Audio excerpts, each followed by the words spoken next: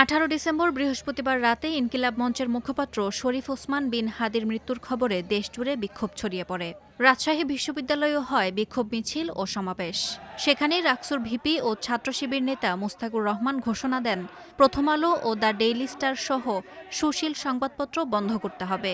একই সঙ্গে রাজশাহী বিশ্ববিদ্যালয়ে আওয়ামী ফ্যাসিস্ট শিক্ষকরা ক্লাস নিতে পারবেন না বলেও ঘোষণা দেন তিনি। তার এই উস্কানিমূলক বক্তব্যের ভিডিও সামাজিক যোগাযোগ মাধ্যমে ছড়িয়ে পড়ার পর শুরু হয়েছে তীব্র বিতর্ক। সমাবেশস্থলে এই দুই পত্রিকার কোনো সাংবাদিক থাকলে তাদের তৎক্ষণাৎ চলে যাওয়ার নির্দেশ দেন মুস্তাকুর রহমান। রাজশাহীতে অবস্থিত ভারতীয় হাইকমিশন উচ্ছেদ করার দাবিও জানান তিনি।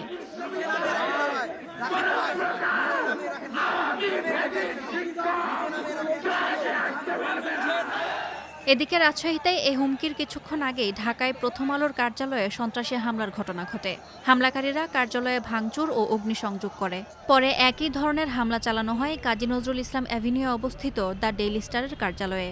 সেখানে বেশ কয়েকজন সংবাদকর্মী আটকা পড়লে আইনশৃঙ্খলা বাহিনী ও ফায়ার সার্ভিসের কয়েক ঘণ্টার চেষ্টার পর তাদের উদ্ধার করা সম্ভব হয়। রাকসুর ভিপির মতো একই হুমকি দিয়েছিলেন ইসলামী ছাত্র শিবিরের জাহাঙ্গীরনগর বিশ্ববিদ্যালয় শাখার সেক্রেটারি মোস্তাফিজুর রহমান। 18 ডিসেম্বর রাতে তিনি বলেছিলেন, প্রথম আলো, ডেইলি স্টার, ছায়ানট ও উদীচী তছনছ করে দিতে হবে। রাকসুর ভিপির বক্তব্যের সমালোচনা করেছেন রাজশাহী বিশ্ববিদ্যালয় সাংবাদিক সমিতির সাবেক সাধারণ সম্পাদক আব্দুস সবুর। সামাজিক যোগাযোগ মাধ্যমে তিনি প্রশ্ন তোলেন, এ ধরনের বক্তব্য কি ছাত্র প্রতিনিধি হিসেবে নাকি সংগঠনের নেতা হিসেবে দেয়া হচ্ছে? একই সঙ্গে এটিকে মবের উস্কানি বলেও উল্লেখ করেন তিনি। ঘটনা প্রবাহ নিয়ে প্রতিক্রিয়া জানিয়েছেন বিভিন্ন ছাত্র সংগঠনের নেতারাও। ঢাকা বিশ্ববিদ্যালয় ছাত্র ইউনিয়নের সভাপতি মেঘমল্লার বসু সামাজিক যোগাযোগ মাধ্যমে লেখেন, এ ধরনের বক্তব্য ও কর্মকাণ্ড বারবার ঘটছে, আর সমাজ তা নীরবে দেখছে।